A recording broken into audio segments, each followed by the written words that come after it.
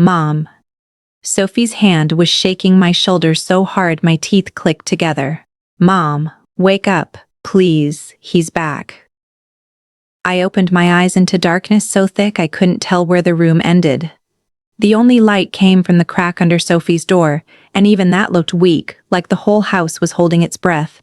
My daughter was standing beside my bed in her socks, crying without making a sound, the way kids do when they're scared enough to think noise might make things worse. "Who's back?" I whispered, already sitting up. Her lips trembled. "Mr. Boone." He was at my window again. I didn't even put on shoes. I ran through the hallway and nearly slipped on the rug. Sophie's curtains were still moving, a slow sway like someone had just brushed past them. I yanked them open and looked out. At the edge of the flower bed, under the thin silver light of the moon, stood my neighbor Arthur Boone. He had a flashlight in one hand and my spare house key in the other. For one frozen second, he looked straight at me. No smile. No wave. No old man confusion. Just a cold, flat stare, like I'd interrupted something private. Then he closed his fist around the key, turned, and disappeared into the dark between our houses. I wish I could tell you I called the police right then. I didn't. And that was my first mistake.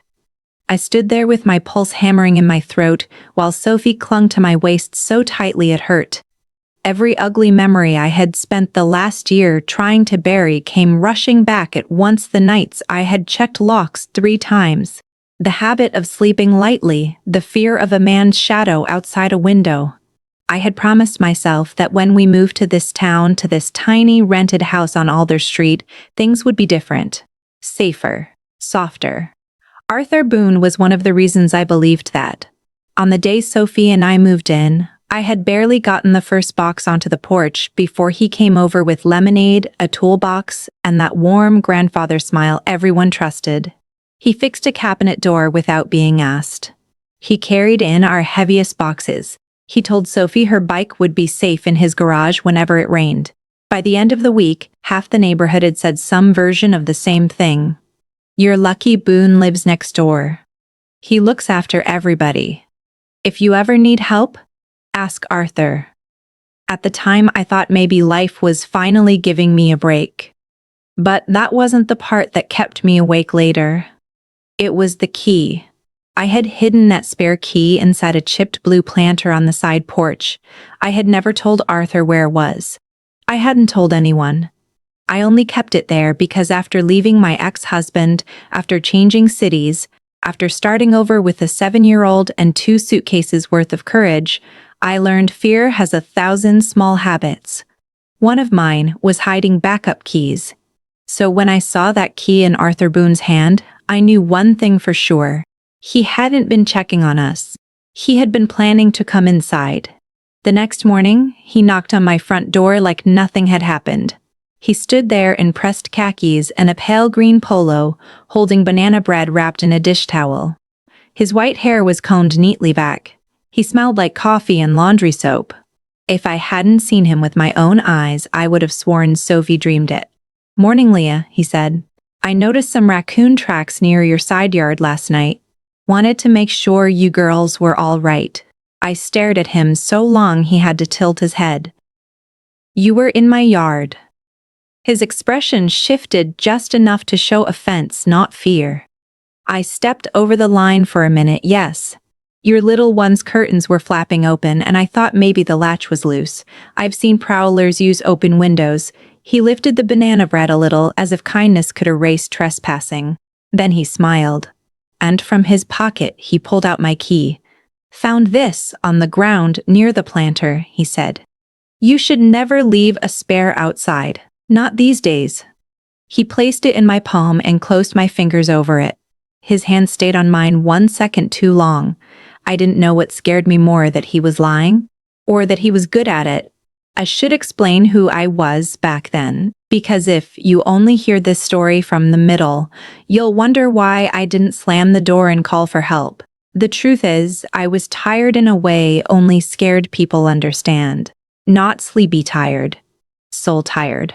The kind that makes you doubt your own instincts because surviving too much teaches you to second-guess everything. A year earlier, I had left my husband Kyle. People always ask if there was a single moment that made me go. There wasn't. There were hundreds. A cracked phone screen he swore I dropped. A bruise I covered with makeup while smiling at church. The way Sophie used to freeze whenever his truck pulled in. The night he punched the pantry door 6 inches from my face because dinner was cold. The morning I found Sophie trying to pack her own backpack with canned soup and Band-Aids because she thought we might have to run again. That was the day I called a shelter. That was the day I learned that starting over doesn't feel brave when you're doing it.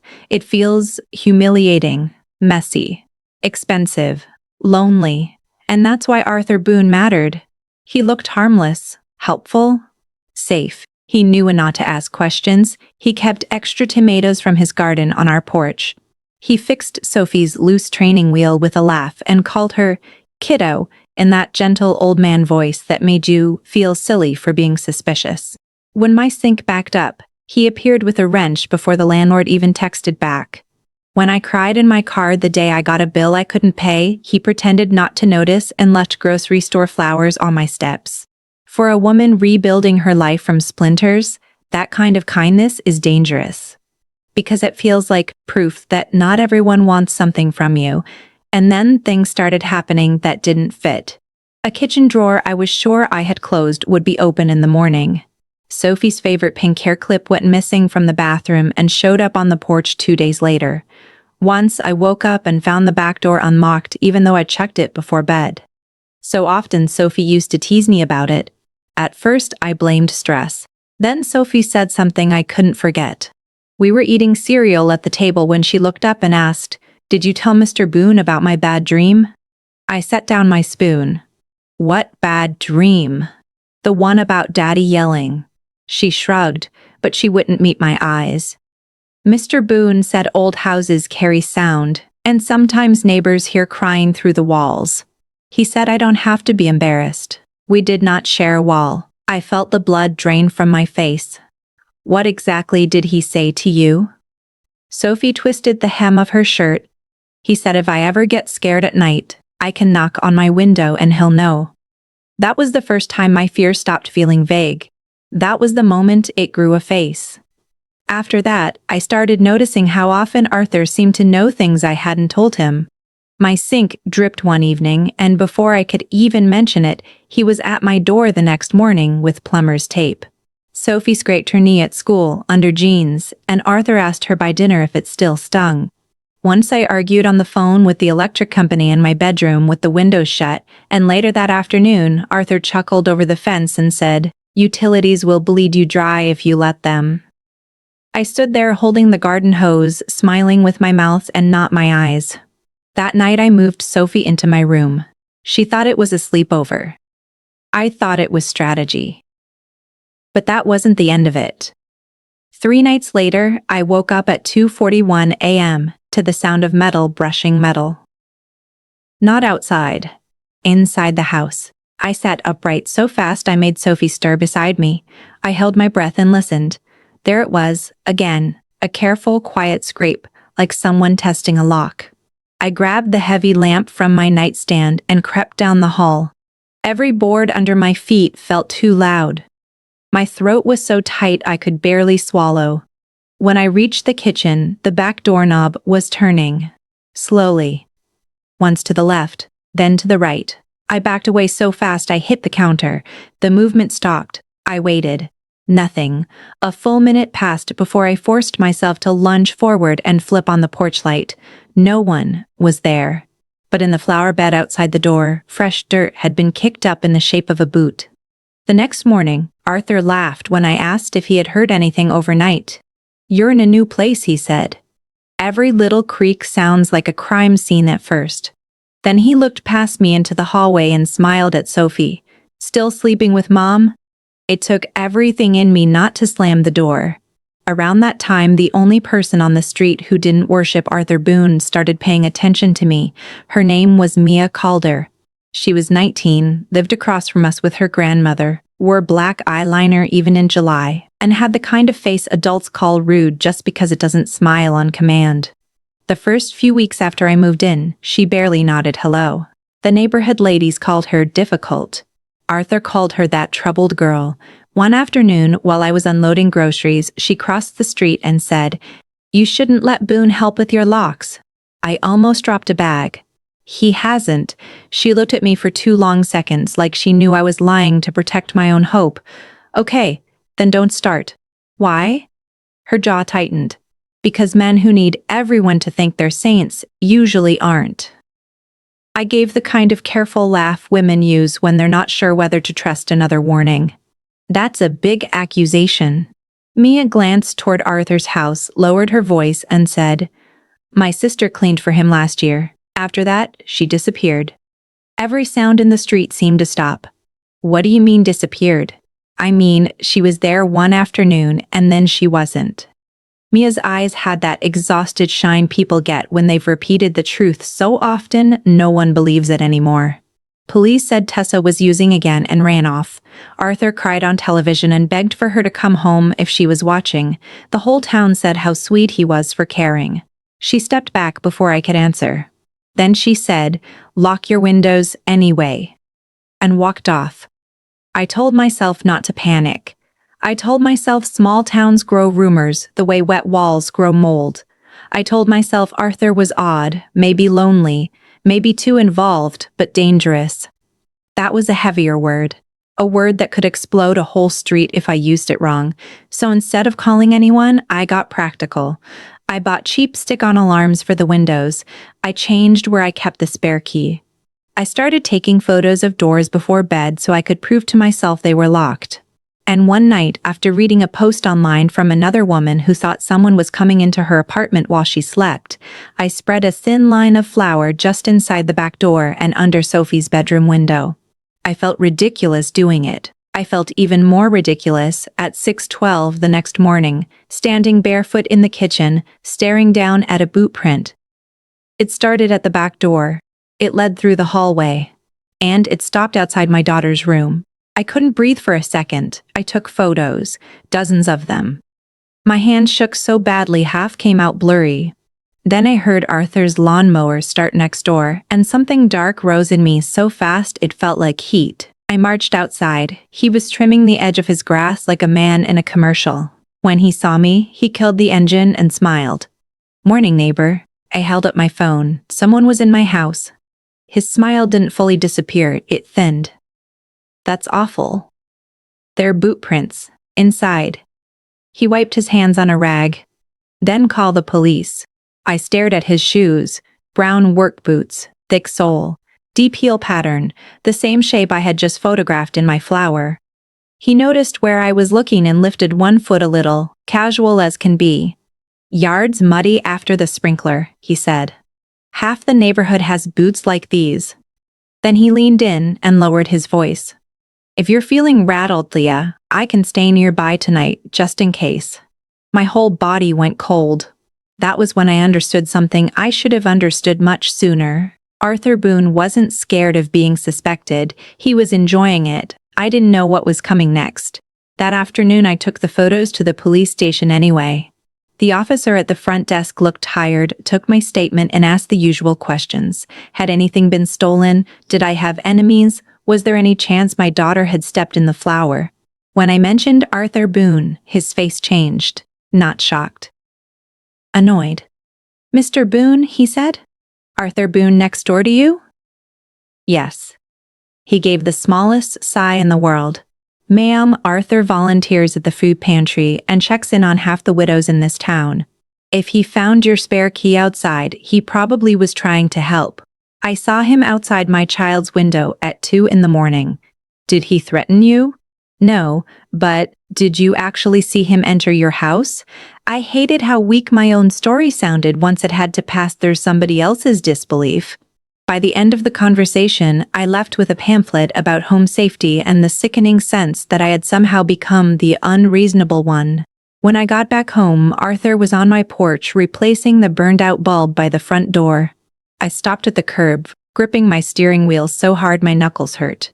He climbed down from the step stool and smiled like a favorite uncle. "Police came by while you were out," he said. "They said you've been nervous. Thought a brighter bulb might make you feel better." You need to get off my porch. His smile stayed, but something ugly moved behind it.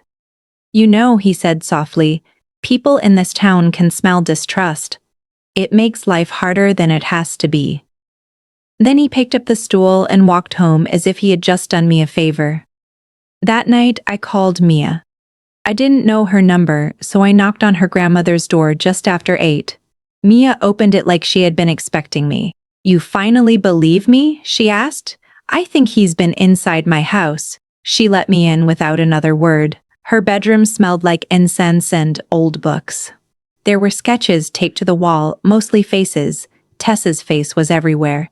Same eyes as Mia, same strong mouth, same little scar in the left eyebrow. Missing posters were stacked in a plastic bin near the dresser, corners bent from being handled too much. Mia sat cross-legged on the floor and listened while I told her everything. The key, the window, the boot print, the police. When I finished, she opened a drawer and pulled out a small silver charm bracelet. Recognize this? My stomach dropped. It was Sophie's. She had cried for 2 days when we couldn't find it. I found it in Boone's hedge a week ago, Mia said. I was going to bring it over, but I needed to know if he was touching your stuff on purpose. I felt sick.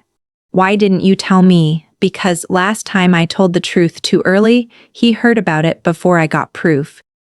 She leaned forward. If you want this to stop, we need evidence he can't explain away. Everything in me wanted to grab Sophie and run again. But running is expensive. Running is exhausting. Running teaches bad men that fear works. And something about seeing Mia's sister's face on those walls made me realize I wasn't the only woman on this street who had been cornered by Arthur Boone's reputation. So I asked the question that changed everything. How do we get proof? Mia looked at me for a long time. Then she said, we go inside his house. I should have said no. Instead, I went home and packed Sophie an overnight bag for my friend Dana in the next town over. I told her mommy had work to do and she'd have a movie night. She pouted for exactly 10 seconds, then got excited about popcorn and forgot to be suspicious. Watching Dana drive away with my daughter should have made me feel relieved. It only made me feel like I had taken the last good thing out of the blast zone. Arthur's house sat dark until almost midnight.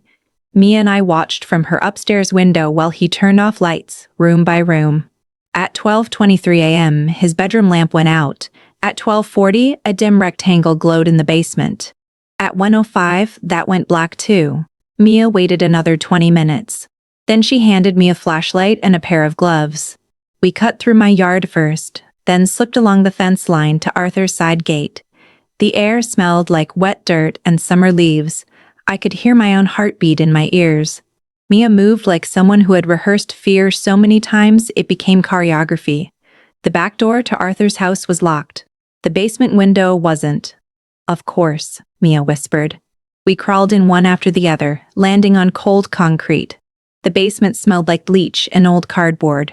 Shelves lined the walls, neat enough to make me shiver paint cans, mason jars, labeled toolboxes.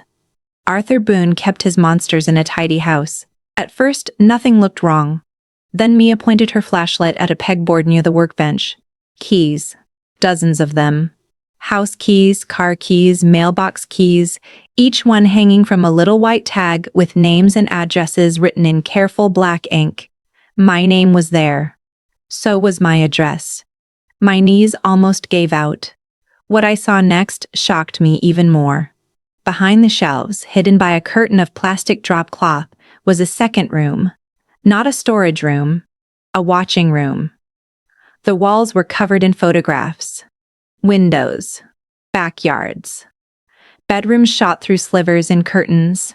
Women carrying laundry. Women crying in kitchens. Women sleeping on couches. Children in car seats. Porch packages, license plates, schedules scribbled in Arthur's neat writing. One wall had maps with pins. Another had copied documents in folders. There was a whole section for me. Photos of Sophie getting off the school bus, a printout of my work schedule from the diner, a page torn from my court file with Kyle's name blacked out in one place and circled in another, and on the desk, glowing faintly on a monitor, a live camera feed from inside my hallway. I made a sound I had never heard come out of myself. Mia grabbed my arm. Don't. But I couldn't stop staring. Arthur had been inside my house long enough to plant a camera.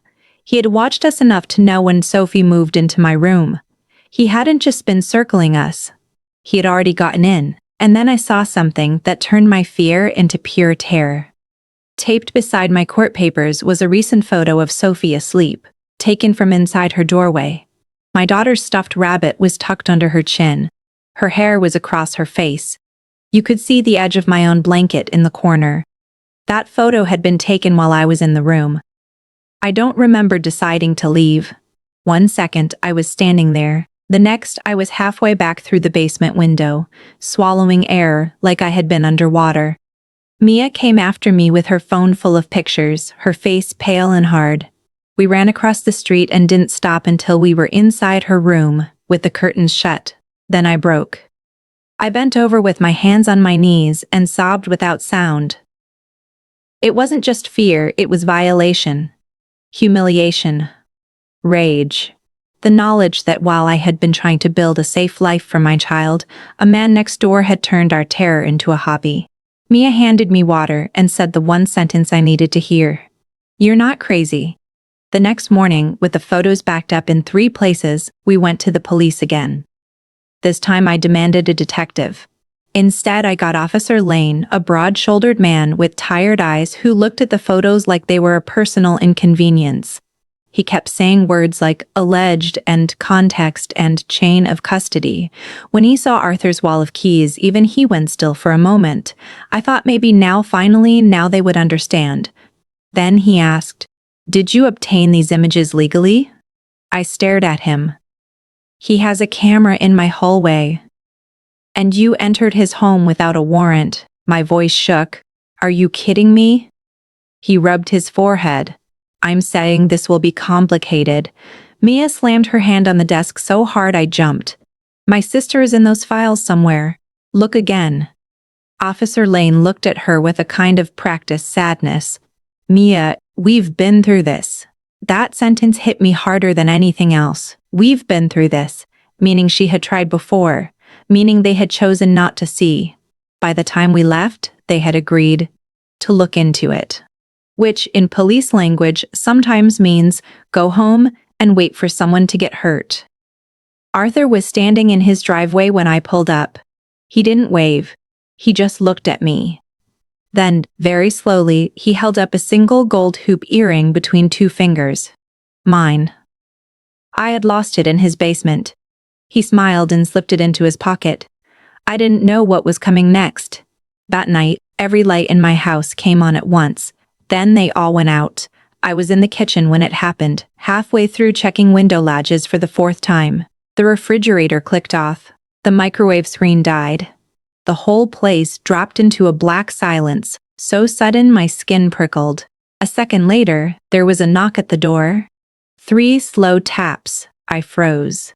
Then Arthur's voice came through the wood, calm and gentle as prayer. "Leah, your power's out." I brought flashlights. I backed away so fast I hit the counter. My phone was in my pocket, already in my hand.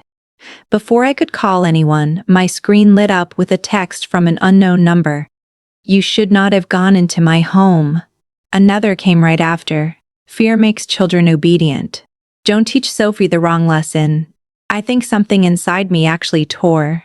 I called Dana and told her not to bring Sophie back. Then I called Mia. Then I called 911. The dispatcher said a car would come by when one was available. Arthur knocked again. "Leah," he said softly, "I know you're upset, but you've misunderstood things." That was when I understood something worse than being watched. Arthur didn't want secrecy anymore. He wanted control. I stayed on the line with Mia until the police cruiser finally rolled by 26 minutes later. By then, Arthur was back inside his house, porch dark, curtains shut. The officer walked my property with a flashlight, told me the outage looked like a tripped exterior breaker, and suggested maybe neighborhood kids were playing pranks. Neighborhood kids. I nearly laughed in his face. Instead, I waited for him to leave. then sat at my kitchen table with every candle I owned and made the first real plan of my life instead of another scared reaction. Arthur had spent months treating fear like a leash. I was done pulling against it. The next day, Mia and I searched every inch of my house. The camera in the hallway turned out to be hidden inside a smoke detector that didn't even belong to the landlord. We found another tiny lens tucked into the vent above the kitchen sink. Then, in Sophie's room, we noticed something stranger. One section of baseboard inside her closet didn't sit flush with the wall. When Mia pressed it, the panel gave half an inch. Behind it was darkness and stale air. My mouth went dry. Mia fetched a screwdriver. We pried the panel loose and shone a flashlight inside. There was a narrow crawl space running between the walls, wide enough for a man to move through on his elbows. The dirt inside was packed down. Recent. Used. At the far end, we saw another panel, leading toward Arthur's property. I sat down on the floor so hard it rattled the hangers above me. He hadn't needed the back door. He hadn't needed a key every time. Arthur Boone had built his own path into my child's room. But that wasn't even the worst part. There were things in that crawl space: a juice box, an old flashlight, a folded blanket, and a plastic grocery bag filled with little objects that made my stomach turn one by one. Sophie's missing sock, my hair clip, a spoon from our kitchen, a crayon drawing Sophie made on her second day of school, pieces of our lives stolen and stored like trophies. At the bottom of the bag was a photograph, not of me, not of Sophie, of a young woman with dark hair and hollow eyes sitting on a bare mattress. On the back, in Arthur's neat handwriting, were 2 words: still learning. Mia saw the photo and made a sound like she had been punched. That's Tessa. For 1 second, the whole room tilted. She was alive in that picture. Thin, frightened, but alive. The date stamped in the corner was only 6 months old. 6 months. Mia grabbed my arm so hard her nails dug in. He has her. He has to. My mind started racing faster than my fear could keep up. The hidden space, the trophies, the photo, the police doing nothing, Arthur growing bolder. If Tessa was alive or had been alive recently, then waiting another day could cost everything. So we did the thing desperate women do when the systems meant to protect them fail. We set a trap ourselves. Mia's grandmother agreed to keep watch from her front window. Dana kept Sophie another night. Though Sophie cried on the phone asking why I sounded strange, I told her mommy just needed to fix something at the house. That lie almost broke me. I wanted to tell her I was sorry for every moment I had dismissed her fear to protect my own illusion of safety. By sunset, Mia and I had hidden my old phone in the crawl space to record sound. We placed another camera facing Sophie's closet. Then we waited in my dark living room with all the lights off and every muscle in my body burning from tension. At 11:48 p.m., nothing had happened. At 12:17, the side yard motion light flashed once and died. At 12:31, my phone buzzed with a recording alert. There was movement in the crawl space. On the tiny screen, the night image shook with static. Then a hand appeared from the darkness, a man's hand. Slow.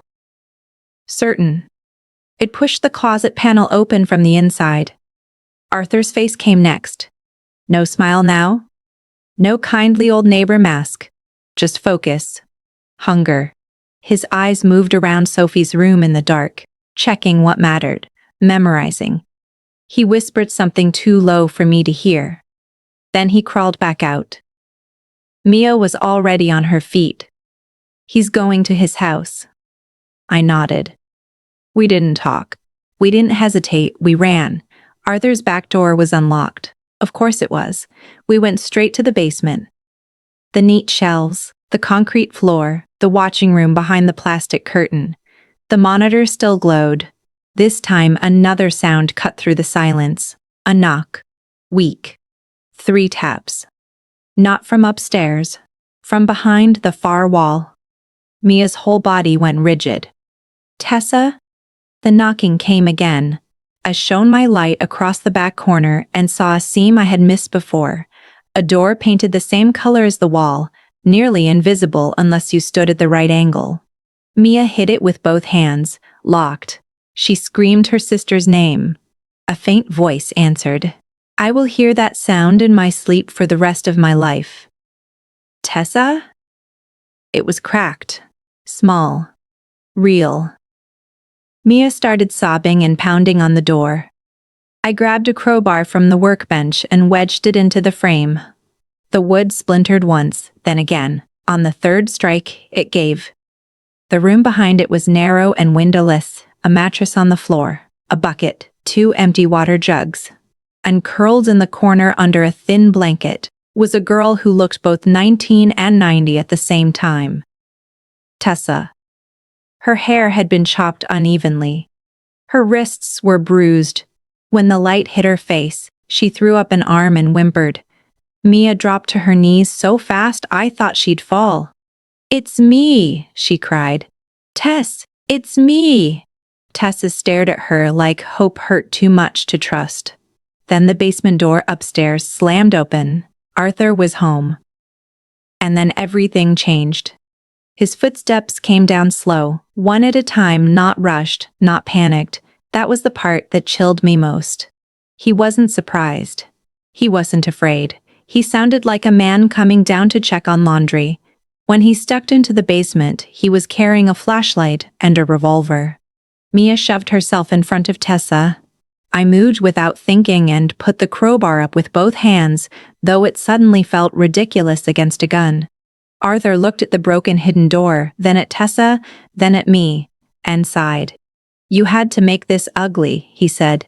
There are moments when fear changes shape. Mine did right there. It burned clean. Sharp. Useful. You kept her here, I said, and my voice barely sounded like mine.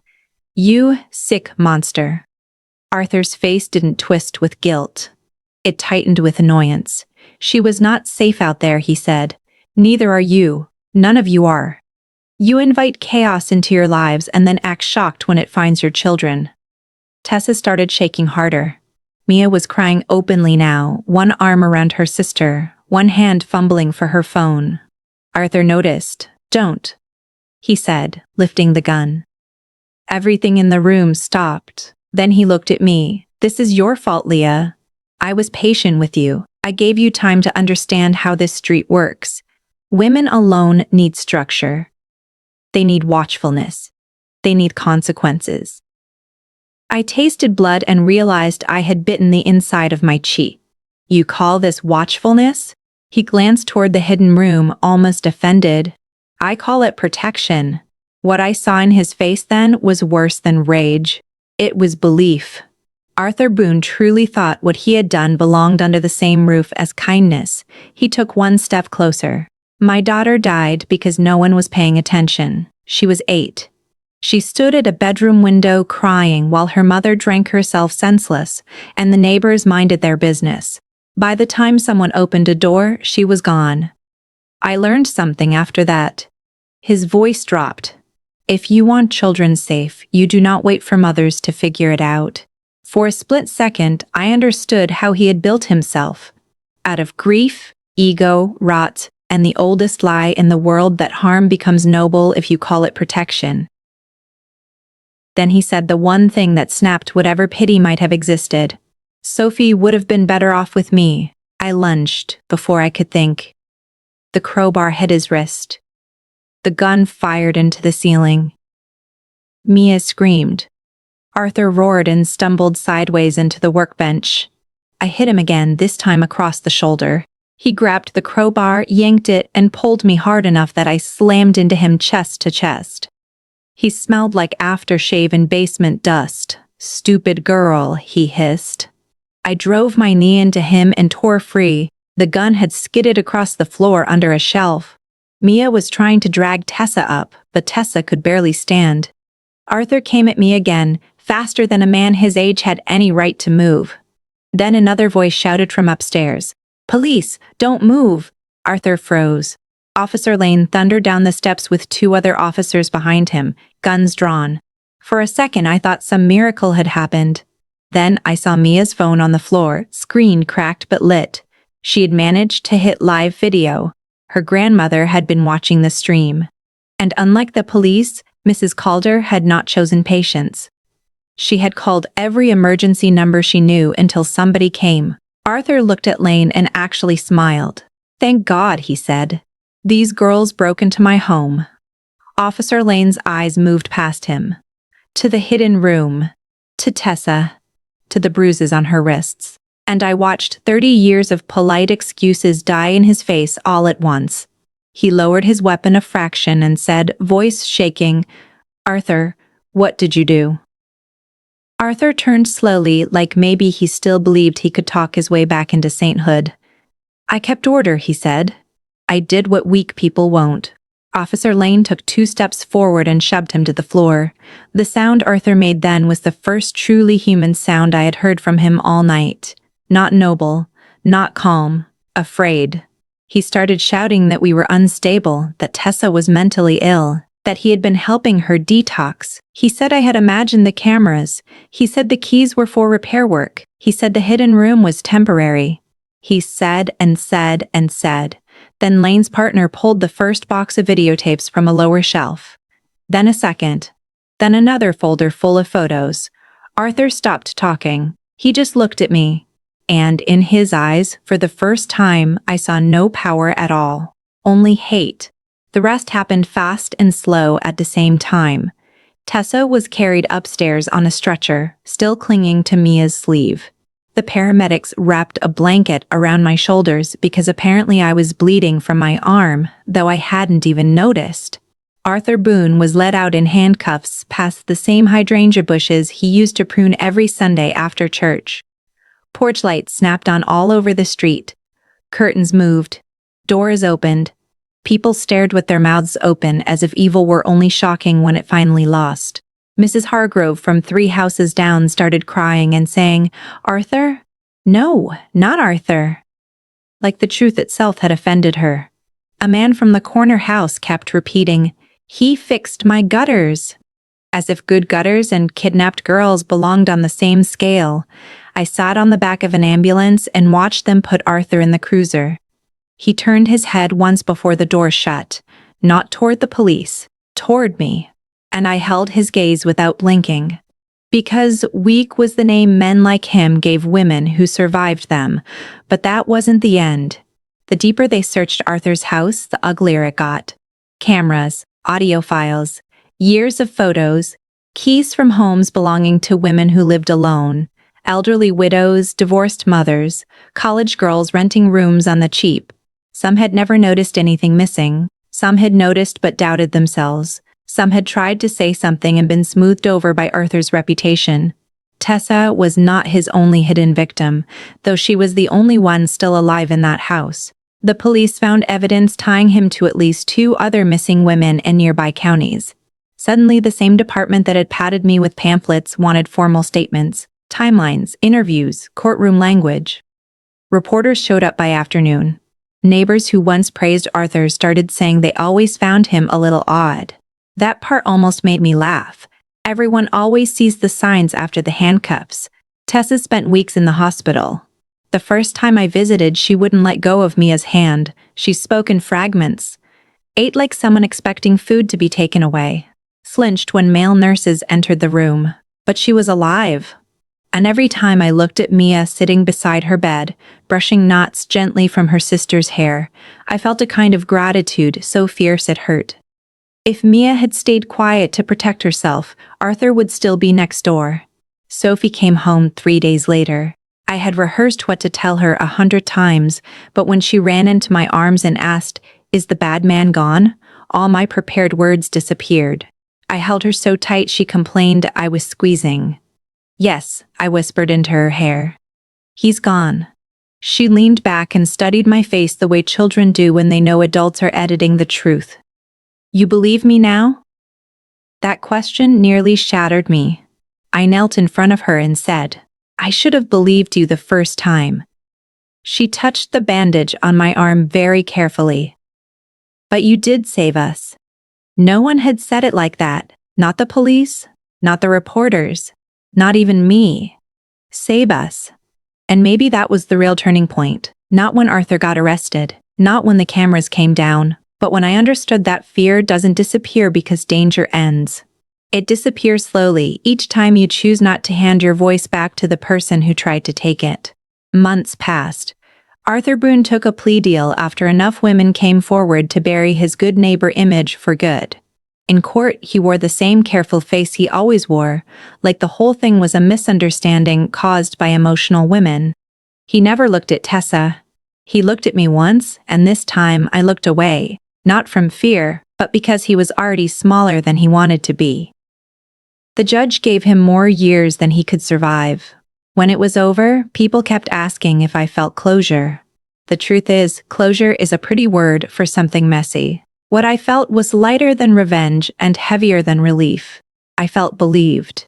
I felt angry. I felt tired. I felt proud in a quiet, private way that didn't need applause. Mia and Tessa moved in with us for a while after Tessa was discharged. 4 women in one small house, all of us learning how to hear a creak in the night without leaving our bodies. We cooked cheap meals. We fought over blankets. We laughed harder than I thought was still possible. Sophie started sleeping in her own room again after we ripped out the closet wall and sealed the crawl space with concrete. One evening, months later, she stood in the doorway of that room and asked, "Do you think monsters know they're monsters?" I thought about Arthur's calm voice, his pressed shirts, his banana bread, his rules, his belief. Then I said, "Some do, some don't, but either way, we don't have to let them stay." She nodded like that made perfect sense. Kids understand truth better than adults sometimes. People still talk about what happened on Alder Street. In small towns, stories survive longer than paint. New families moved into Arthur's old house eventually. The basement was torn out. The hidden room was destroyed. The yard was replanted. From the road, it looks harmless now.